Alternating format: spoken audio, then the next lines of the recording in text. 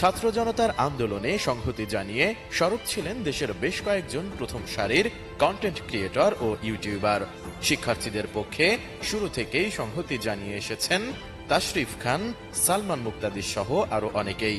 তবে উল্টো দিকে আওয়ামী লীগ সরকারের পক্ষে হয়েও কথা বলতে কিংবা নীরব থাকতে দেখা গেছে কিছু ইউটিউবার বা কন্টেন্ট ক্রিয়েটরদের।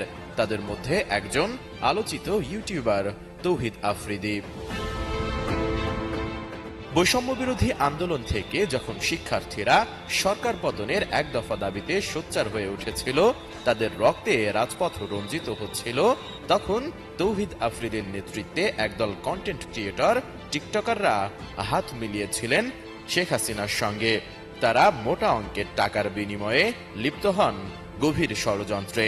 ছাত্রদের বিরুদ্ধে ভিডিও বানিয়ে আন্দোলন ভিন্ন খাতে প্রভাবিত করার কড়া নির্দেশ দিয়েছিলেন আফ্রিদি বলে অভিযোগ করেন অনেকে।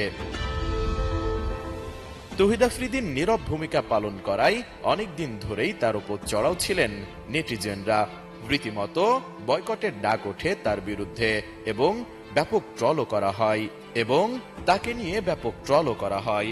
অবশেষে আন্দোলনে নীরব ভূমিকা নিয়ে মুখ খুলেছেন আলোচিত এই ইউটিউবার। 10 সেপ্টেম্বর বিকেলে সামাজিক যোগাযোগ মাধ্যমে একটি দীর্ঘ পোস্ট দেন আফ্রিদি, যদিও সেই পোস্টটি তার কিছুক্ষণ পর সরিয়ে দেন আফ্রিদি। ডিজাইন, এলিগেন্স, বিউটি, সেরা পণ্য সবার জন্য জেভিকো। আফ্রিদি তার ভেরিফাইড ফেসবুকে জানিয়েছেন, তিনি তখন যা করেছিলেন জানের ভয়ে করেছেন। নিজেকে পরিস্থিতির শিকার বলেও পুরো লেখাতে বর্ণনা করেন তিনি। এমনকি ডিবির হারুনের সঙ্গে তার সখ্যতা নিয়েও মুখ খুলেছেন তৌহিদ আফ্রিদি।